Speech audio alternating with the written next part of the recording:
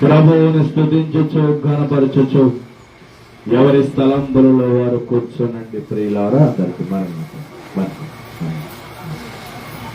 దేవుని యొక్క మహాకృపను బట్టి ప్రభు ఈ దినమును మరి ఒక విశ్రాంతి దినమును ఆయన మనకు అనుగ్రహింపజేసి ఈ ఉదయకాల సమయమందు ఇలాగో ఆయన సన్నిధిలో ఉండగలిగే భాగ్యమును ప్రభువు మనకు అనుగ్రహించిన వారై ఉన్నారు.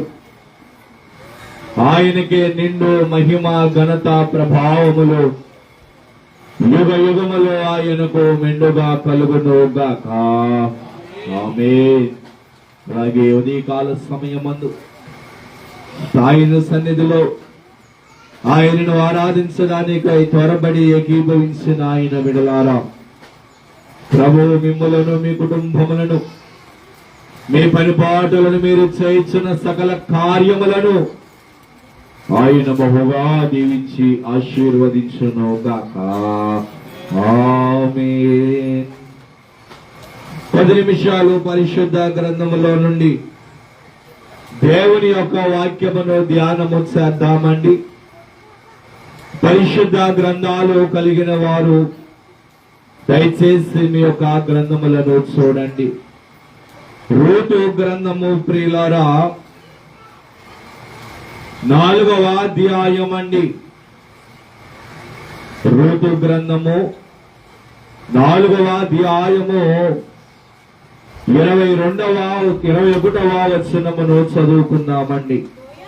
బోయజు ఓబేదును కనెను, ఓబేదు యెషయిని కనెను, యెషయి దావీదును కనెను. చాలండి. ప్రభువు తన పరిశుద్ధమైన లేఖన భాగమును ఆయన మహిమార్థమై మన వినికిడిలో ఫలింపజేసి వాక్య సంబంధమైన ఆశీర్వాదములన్నీ ప్రభువు మనకు అనుగ్రహింపజేసి వర్తమానములో ప్రభువు మనతో మాట్లాడి మనకు సహాయమును అనుగ్రహించును గాక. ఆమేన్. ప్రభువునందు ప్రియమైన దేవుని విశ్వాసులారా, పరిశుద్ధ గ్రంథములో ప్రసిద్ధి చెందినటువంటి భక్తులు ఎంతో మంది ఉన్నటువంటి వారై ఉన్నారు. ఆ ప్రసిద్ధి చెందినటువంటి భక్తులలో ఒక ప్రాముఖ్యమైనటువంటి భక్తుడు ఎవరు అనగా యెషయి కుమారుడైనటువంటి దావీదు. ప్రియమైనటువంటి వారులారా, దావీదు గారి యొక్క జీవితమును మనము చూసినట్లయితే చిన్నతనములో గొర్రెల కాపరిగా ఆయన జీవితము ప్రారంభమైనటువంటిదై ఉన్నది. గొర్రెల కాపరిగా ప్రారంభమైనటువంటి ఆయన జీవితము కడకు దేవుడు ఆయనను ఇశ్రాయేలు ప్రజల మీద రాజుగా ఆయన దావీదును నియమించినటువంటి వారై ఉన్నారు. గొర్రెల కాపరిగా ప్రారంభమైనటువంటి దావీదు జీవితము కడకు ఇశ్రాయేలీల ప్రజలకు రాజుగా పరిపాలన చేసి వృద్ధాప్యములో దావీదు తన యొక్క జీవనమును ముగించినటువంటి వాడై ఉన్నాడు. దావీదు తన జీవితంలో ఎన్నో మేలులు, ఎన్నో ఆశీర్వాదములు దేవుని ద్వారా దావీదు పొందుకున్నటువంటి వాడై ఉన్నాడు. దావీదుకు ముందు ఇంకా అన్నలైనటువంటి వారు ఉన్నారు, కానీ తన అన్నల వలె దావీదు రాజ్యములో తన తండ్రి దగ్గర ఆయన పెరగలేదండి. తన తల్లి దగ్గర ఉండి చిన్ననాటి నుండి అరణ్యములో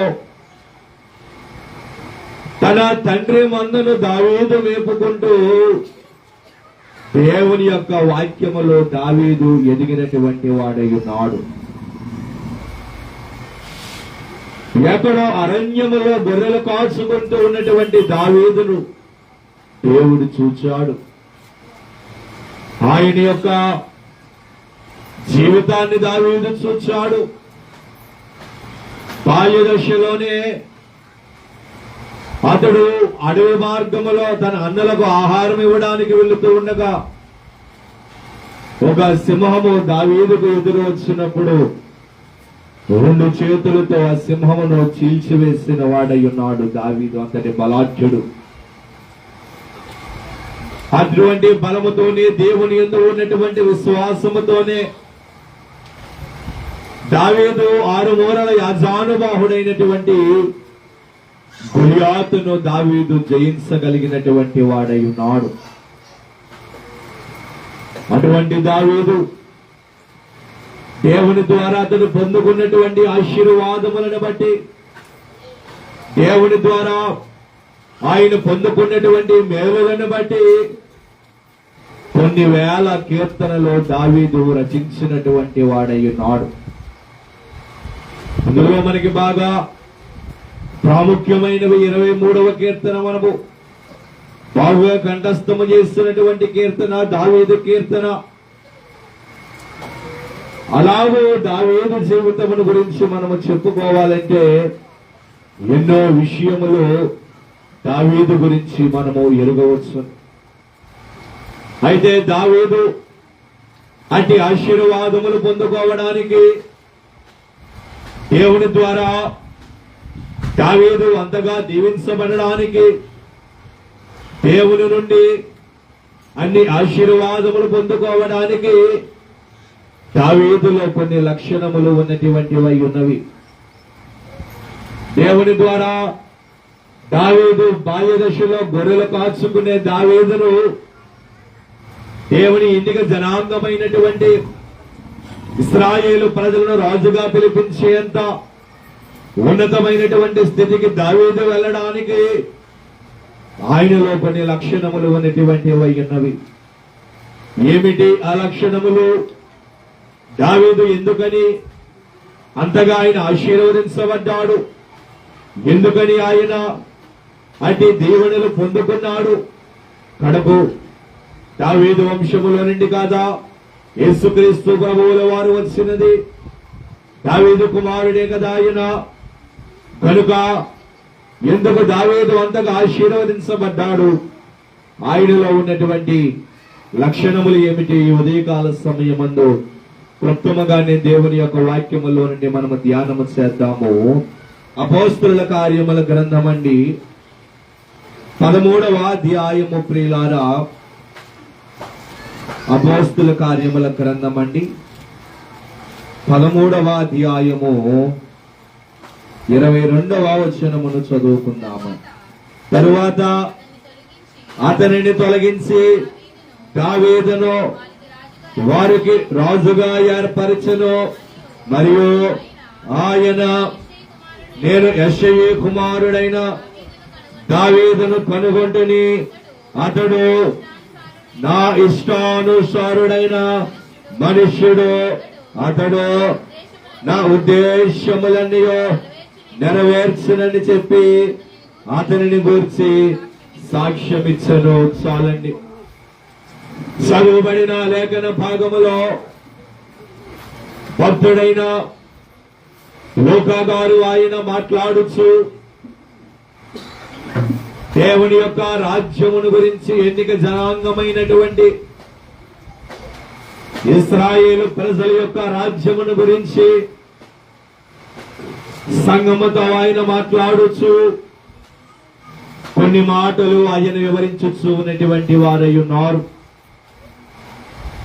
ఇశ్రాయేలు ప్రజలకు మొట్టమొదటి రాజుగా సౌలు నియమించబడిన వాడై ఉన్నాడు. అయితే సౌలు కొంతకాలము దేవునికి అనుగుణముగానే, దేవునికి యథార్థముగానే ఆయన రాజ్యమును పరిపాలించాడు. కానీ కొంతకాలము గడిచిన తరువాత సౌలు దేవునికి విరోధమైనటువంటి పాపమును ఒకటి చేసి ఉన్నాడు. ఆ పాపము ఎప్పుడైతే సౌలు చేసి ఉన్నాడో దేవుని యొక్క ఉగ్రత సౌలు మీదకి వచ్చినది. వెంటనే ప్రభువు అన్నారు సమూయేలుతో, నీవు వెళ్ళి సౌలుతో చెప్పుము, సౌలు ఇంకా రాజ్యం మీద రాజుగా ఉండటకు ఆయన పని చేయడు కనుక నీవు యెష్షయి కుమారుల ఒకరిని నీవు రాజుగా అభిషేకించాలి అన్నారు. సమూయేలు యెష్షయి గృహానికి వెళ్ళాడు. తన కుమారులందరినీ పిలిపించాడు. అయితే వారిలో ఎవరిని ప్రభువు ఎన్నుకోలేదు. కడకు దావీదును ఆయన ఎన్నుకొన్నాడు. దావీదు వచ్చినప్పుడు ప్రభు అంటూ ఉన్నారు, ఇతడే నేను ఎన్నుకొన్నవాడు అని. దావీదును సమూయేలు అభిషేకించాడు. దానిని గురించి లూకా గారు మాట్లాడుచు ప్రభువు చెప్పిన మాటలను అక్కడ ఆయన వివరించచ్చు. ఏమంటూ ఉన్నారు ఆయన అక్కడ, తరువాత అతనిని తొలగించి దావీదుని వారిని రాజుగా ఏర్పరచను. మరియు ఆయన అంటే ప్రభు అంటూ ఉన్నటువంటి మాట, నేను యెష్షయి కుమారుడైన దావీదును కనుగొంటిని, అతడు నా ఇష్టానుసారుడైన మనుష్యుడు అని ఆయన అంటూ ఉన్నారు. కనుక నేనంటాను, మొట్టమొదటిగా దావీదు బాల్యము నుండి కూడా అంతగా ఆశీర్వదించబడడానికి కడకు దేవుని ద్వారా ఎందుకు జనాంగమైనటువంటి ఇశ్రాయేలు ప్రజలకు రాజుగా నియమించబడడానికి దావీదులో ఉన్నటువంటి మొట్టమొదటి లక్షణం ఏమిటి అంటే, దావీదు దేవునికి ఇష్టానుసారుడైన మనుష్యుడిగా పిలువబడిన వాడై ఉన్నాడు. దేవునికి స్తోత్ర. దేవునికి ఇష్టానుసారుడైన మనుష్యుడు దావీదు. ప్రియమైనటువంటి వారలారా, ఆయన దావీదు గారి యొక్క జీవితమంతయు కూడా దేవునికి అనుగుణముగానే ఆయన నడుచుకున్నాడు. దావీదు అతను రాజ్యం మీద అధిరోహించినప్పటికీ కూడా దేవునికి ఇష్టానుసారుడిగానే దావీదు జీవించాడు. అందుకే దేవుడు దావీదుతో వాగ్దానం చేశాడు. ఏమన్నాడు ఆయన, చిరకాలము నేను నీ వంశముని ఇశ్రాయేలు ప్రజల మీద రాజుగా నేను ఉంచుతాను అని ఆయన అన్నారు. తరువాత ఎంతమంది రాజులు వచ్చి వారు పాపము చేస్తున్నను, వారు దేవునికి విరోధముగా నడుచుకున్నను సరే, దేవుడు ఆయన చేసినటువంటి వాగ్దానమును బట్టి ఆయన రాజ్యాన్ని దావీదు వంశములో నుండి ఆయన తీసివేయలేదు. దావీదు వంశములోని ఆయన రాజ్యాన్ని ఉంచారు. ఎందుకు? దేవుడు చేసిన వాగ్దానమును బట్టి. ఎందుకు ఆయన వాగ్దానము చేయగలిగారు? దావీదు దేవునికి ఇష్టానుసారుడిగా ఆయన జీవించిన వాడై ఉన్నాడు. మరి ఈనాడు మనము దేవునికి ఇష్టానుసారముగా మన జీవితమును మనము జీవించగలుగుతున్నామా? దేవునికి ఇష్టలైన వారి వలె మన జీవనము కొనసాగుతూ ఉన్నదా? లేదా మనకు నచ్చినట్లుగా మన యొక్క జీవనము కొనసాగుతూ ఉన్నదా? ఆయన సన్నిధిలో కూర్చొని వాక్యమును వింటూ ఉన్నటువంటి ఆయన బిడ్డలారా, మనము వేసే ప్రతి అడుగు కూడా, మనము జీవించే ప్రతి జీవన విధానము కూడా దేవునికి అనుగుణముగానే మనము జీవించాలి. ఆయనకి విరోధమైనటువంటి కార్యములు, ఆయనకు నచ్చని కార్యములు, దేవునికి హేయకరమైనటువంటి కార్యములు మన జీవితములు వేటిని మనము చేయరాదు. దావీదు పాపము చేయలేదా అంటే చేస్తాడు దావీదు. కానీ పాపము చేసిన వెంటనే ఆ పాపమునకు ఆయన పశ్చాత్తాపాన్ని కోరుకున్నాడు దేవుని దగ్గర. ఊరియా విషయంలో దావీదు పాపము చేస్తాడు. ఊరియాను యుద్ధానికి పంపించి ముందర పెట్టాడు. చెయ్యని నేరమునకు ఊరియా యుద్ధములో మరణించిన వాడై ఉన్నాడు. కానీ దేవుడు దానిని ఒప్పుకోలేదు. ఆ పాపానికి దేవుడు ఒప్పుకోలేదు. దావీదుకి శిక్ష వేశాడు. కానీ దావీదు దేవుని సన్నిధిలో పాపాన్ని ఒప్పుకున్నాడు. మరలా దేవునికి ఇష్టానుసారుడిగా దావీదు జీవించాడు. కనుక దేవుడు దావీదును ఉన్నతమైనటువంటి స్థితిలోనికి తీసుకుని వచ్చిన వారై ఉన్నారు. దేవునికి స్తోత్ర. కనుక మనమును కూడా ఎప్పుడూ దేవునికి ఇష్టానుసారమైన జీవితమును మనము జీవించాలి. ఆయనకు అనుగుణమైనటువంటి కార్యములు మాత్రమే మనము చేయాలి. లోక సంబంధమైనటువంటి కార్యములు, లోక సంబంధమైనటువంటి క్రియలు, పాప సంబంధమైనటువంటి క్రియలు ఏవియును కూడా మనము ఎన్నడూ మనము చేయరాదు. కనుక దావీదు దేవుని ద్వారా ఆశీర్వదించబడడానికి, దేవుని ద్వారా దావీదు మేలులు పొందుకోవడానికై అతనిలో ఉన్నటువంటి మొదటి లక్షణం ఏమిటి అంటే దావీదు దేవునికి ఇష్టానుసారుడైన మనిషి. పరిశుద్ధ గ్రంథములో ఒక మాట ఉన్నది, విశ్వాసం లేకుండా దేవునికి ఇష్టలై ఉండుట అసాధ్యము అని ఉన్నది. అయితే మనము ఎప్పుడు దేవునికి ఇష్టముగా ఉండగలము? దానిని మనం ధ్యానము చేస్తున్నట్లయితే ఎప్పుడైతే మనము దేవుని యందు విశ్వాసము కలిగి ఉంటామో, ఆయన యందు ఎప్పుడైతే మనము అపారమైన నమ్మకమును మనము కలిగి ఉంటామో, ఆయన యందు ఎప్పుడైతే బలమైనటువంటి విశ్వాసమును మనము కలిగి ఉంటామో, అప్పుడు మనము దేవునికి ఇష్టానుసారులైన మనుష్యులుగా మనము జీవించగలము. దేవునికి ఇష్టానుసారులైన మనుష్యుల వలె మన యొక్క జీవితమును మనము కొనసాగించగలము. అబ్రహాము దేవునికి ఇష్టడైన మనుష్యుడు. ఏమన్నాడు ప్రభు అబ్రహాముని గురించి? అబ్రహాము నా స్నేహితుడు అని ఆయన అన్నారు. ఎందుకు ఆయన ఆ మాట అనగలిగారు? అబ్రహాము దేవుని యందు అపారమైన నమ్మకాన్ని కలిగి ఉన్నాడు గనుక, విశ్వాసమును కనుపరిచాడు గనుక అబ్రహాము దేవునికి ఇష్టడయ్యాడు. అలాగే దావీదు కూడా దేవుని నమ్మాడు. ప్రతి సందర్భంలోనూ దావీదు దేవుని దగ్గర విచారణ చేసేవాడు.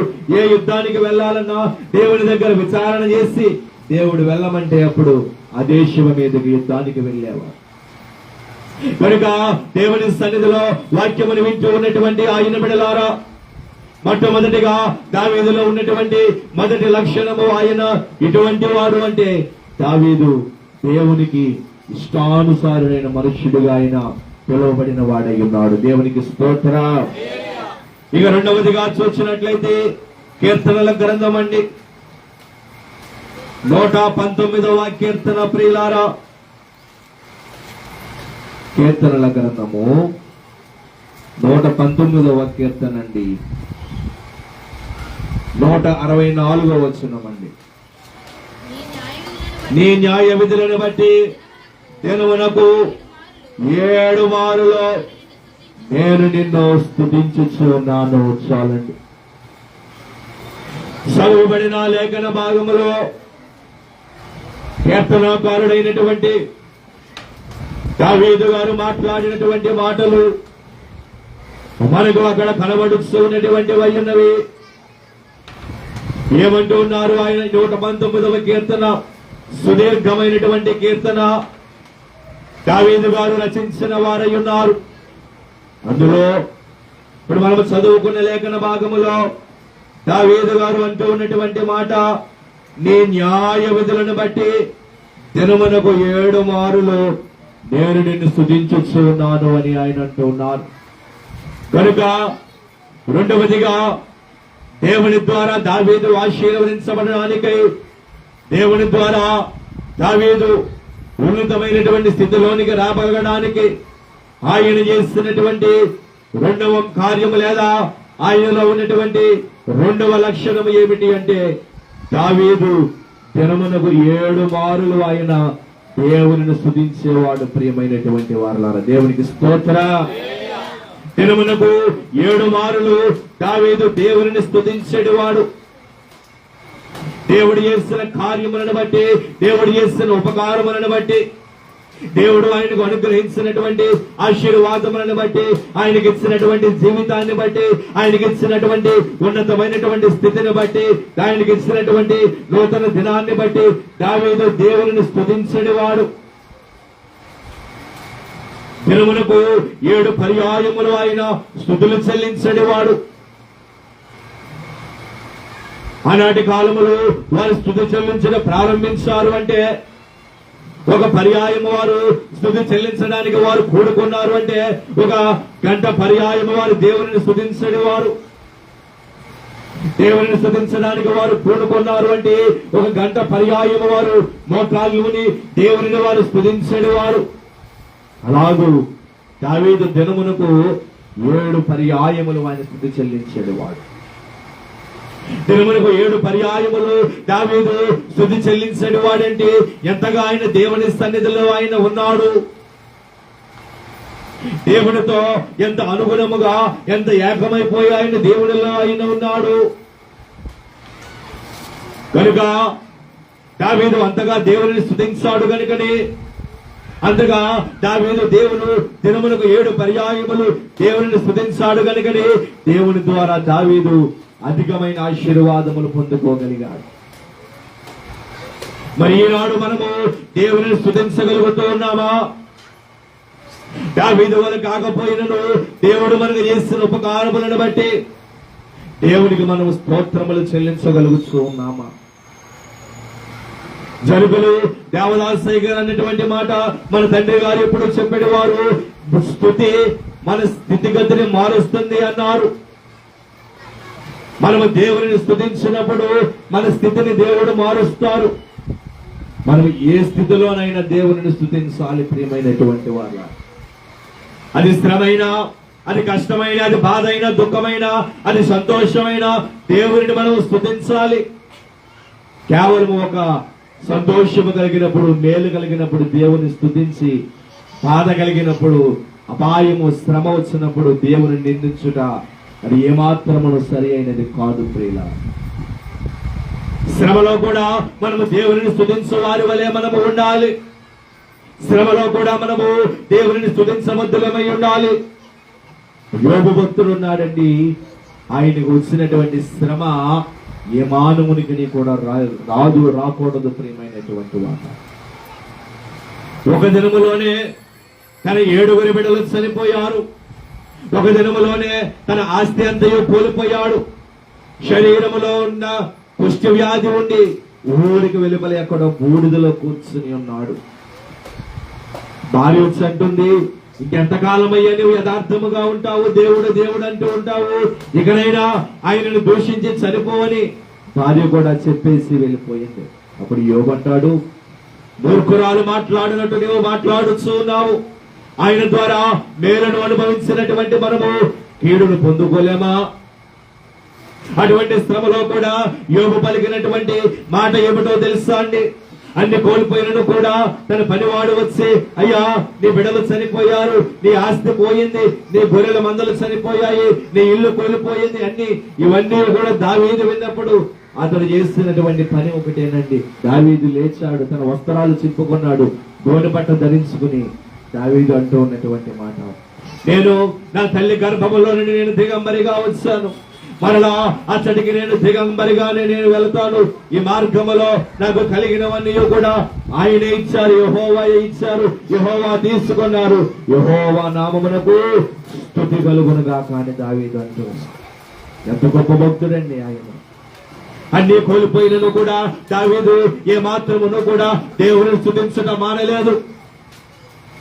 దావీదు క్షమించండి, యోబు దేవుని స్తుతించడం మానలేదు.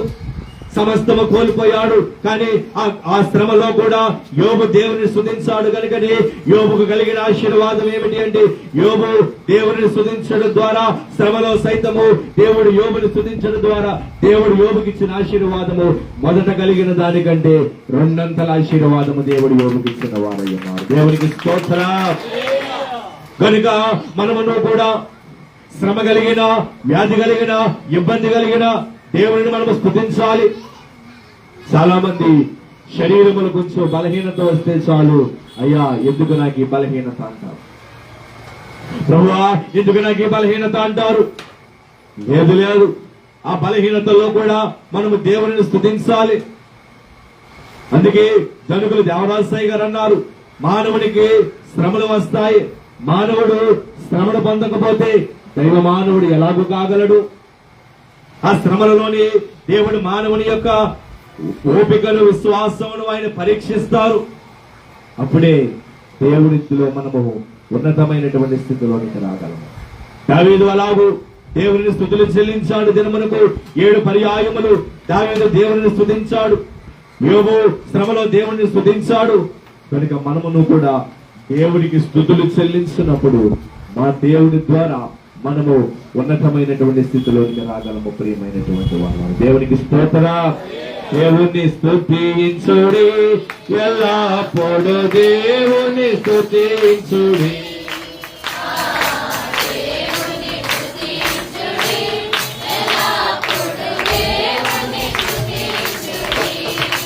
ఆయన పరిశుద్ధ ఆలయ ఆయన పరిశుద్ధ ఆలయం, ఆయన సన్నిధిలో, ఆయన సన్నిధిలో ఎల్లప్పుడు దేవుని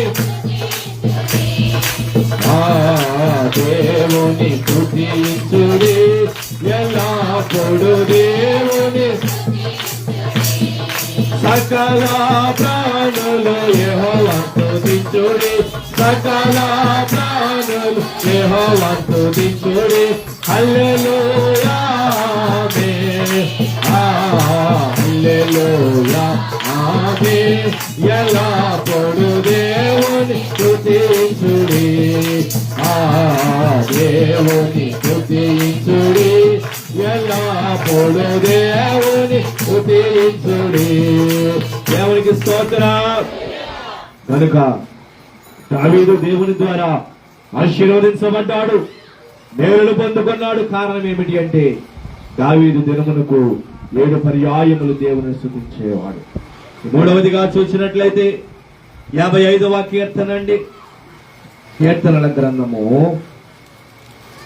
55వ కీర్తన ప్రియులారా 17వ వచనం అండి.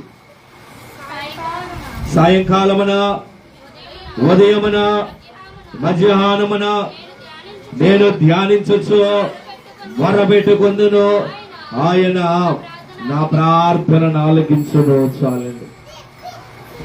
మూడవదిగా దావీదు దేవుని ద్వారా మేలులు పొందుకోవడానికై, దావీదు దేవుని ద్వారా ఆశీర్వదించబడడానికై ఆయనలో ఉన్నటువంటి 3వ లక్షణం ఏమిటి?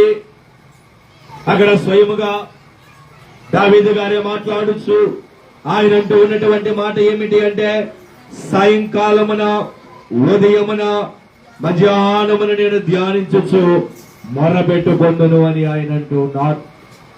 మొరబెట్టుకొనుటనగా దాని భావం ఏమిటి? దేవునికి ప్రార్థన చేయుట. కనుక దావీదులో ఉన్నటువంటి 3వ లక్షణము దేవుని ద్వారా అతను ఆశీర్వదించబడడానికై, దేవుని ద్వారా మేలులు పొందుకోవడానికై దావీదులో ఉన్నటువంటి 3వ లక్షణం ఏమిటి అంటే, దావీదు దినమునకు 3 పర్యాయములు అతడు ప్రార్థన చేసిన వాడుగా ఉన్నాడు. దేవునికి స్తోత్రం.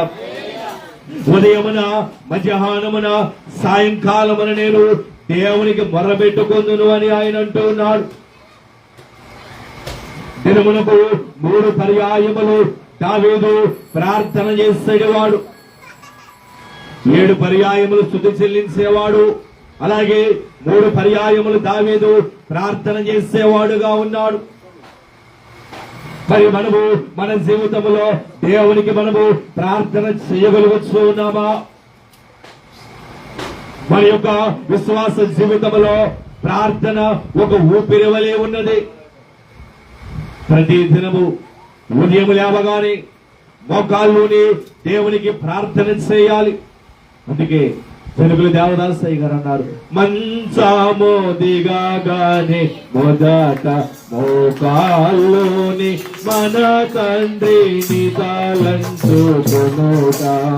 మంచము దిగగానే మొదట మోకాల్లోని మన తండ్రిని తలంచుకొనుట. మంచి పనులన్నిటి పనియోను కొంచెమైనను బాధ చోట సరికాదు. దేవాదేవుని మొక్క లేండి ఓ ప్రియులారా, దేవారా దునిబల్వా రాతి. ఏమన్నారు? మనసము దిగగానే మొదట మోకాల్లోని మన తండ్రిని తలంచుకొనుట.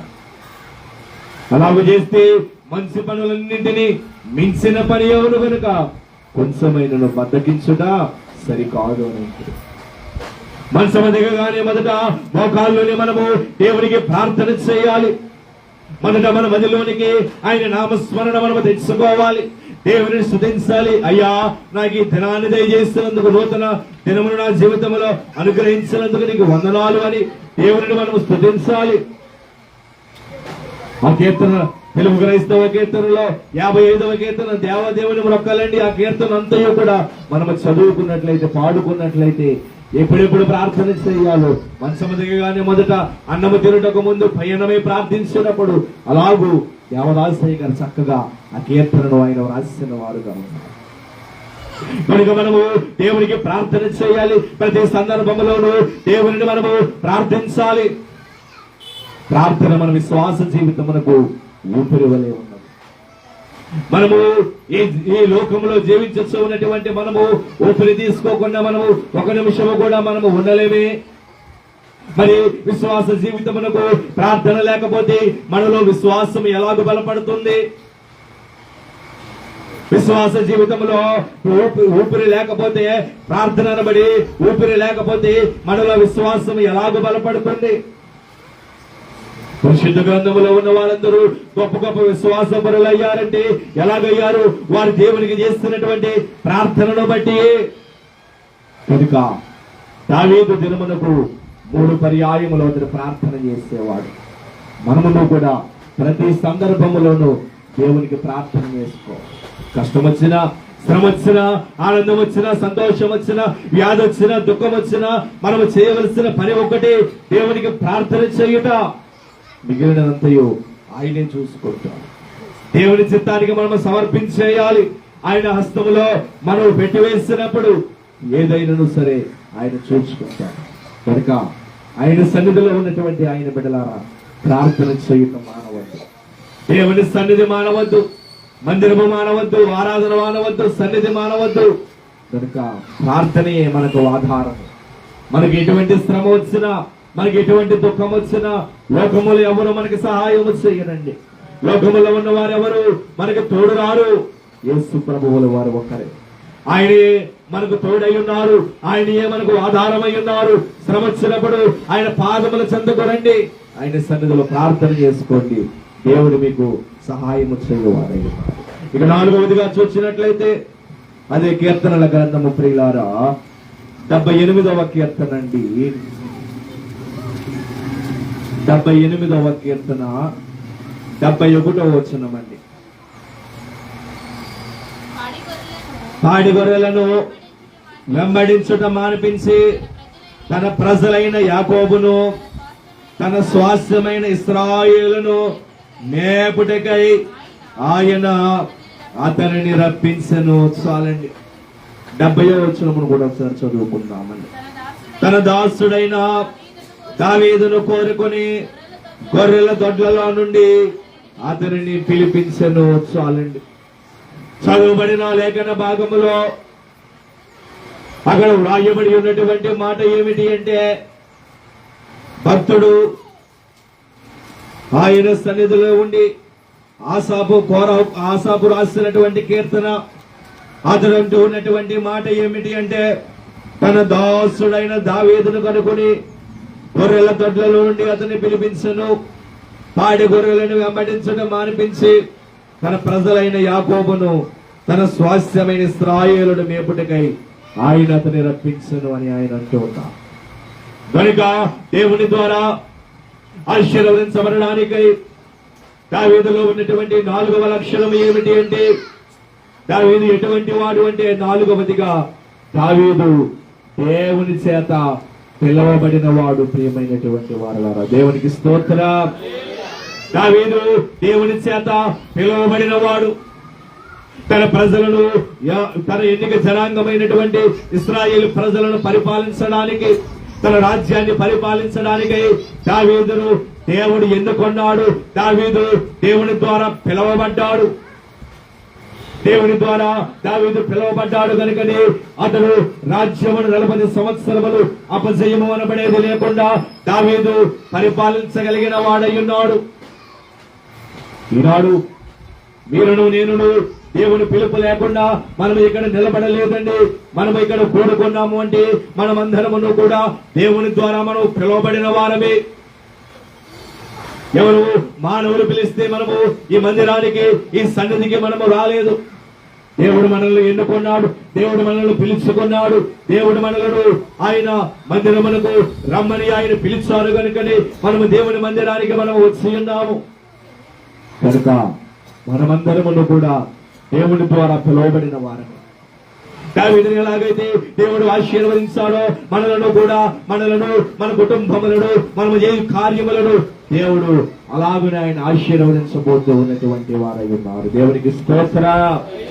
5వదిగా చూసి ముగించుకుందామండి. అపోస్తుల కార్యముల గ్రంథము 13వ అధ్యాయం అండి. మొదట చదువుకున్న వచ్చును 13వ అధ్యాయము 22వ వచనం అండి. Hi hi hi hi hi hi.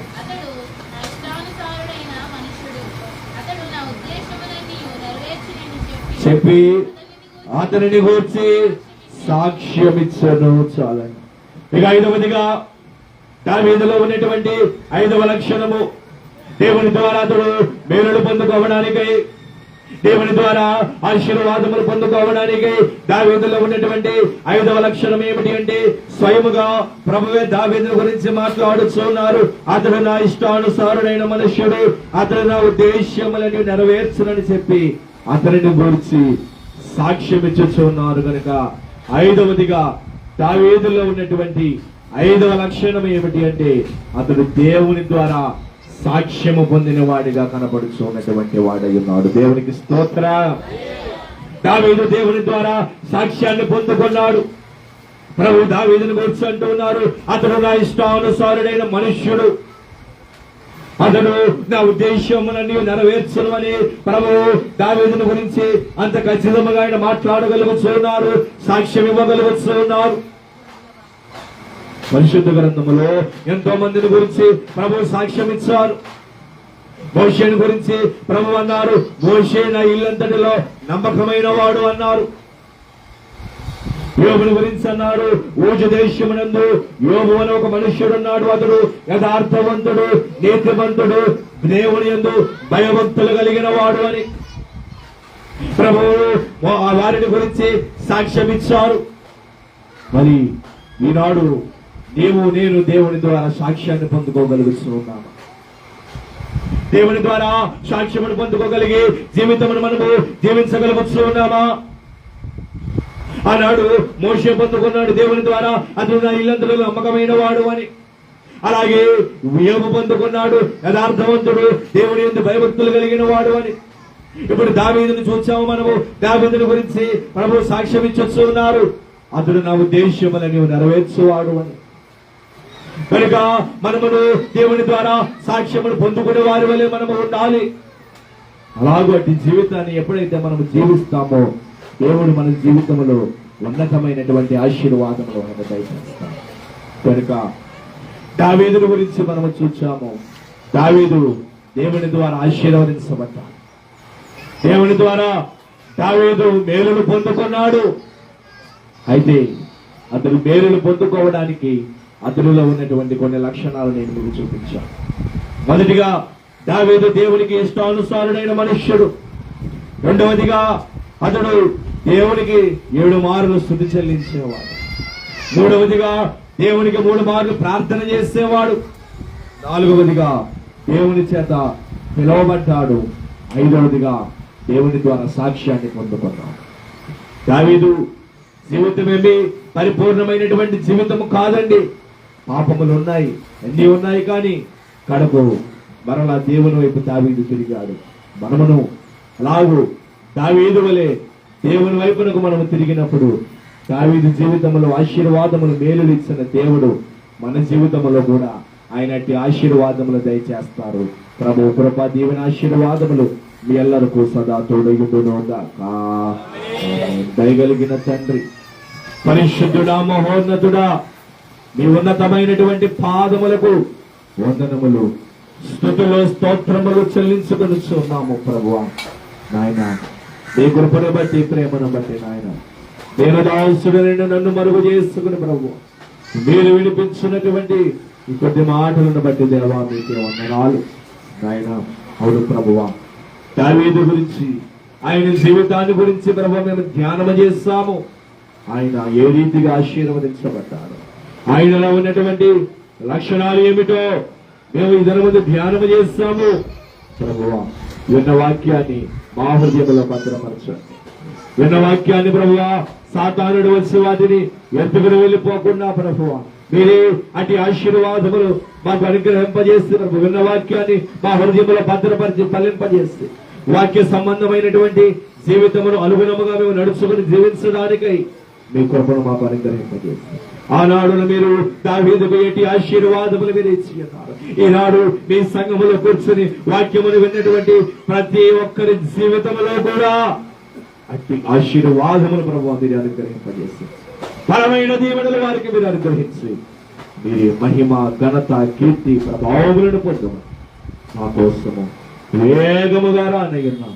యేసుక్రీస్తు వారి యొక్క ఘనమైన నామమున అడిగి ప్రార్థించి వేడుకొనుచున్నాము మా ప్రియ పరలోకపు తండ్రి. ఆమేన్.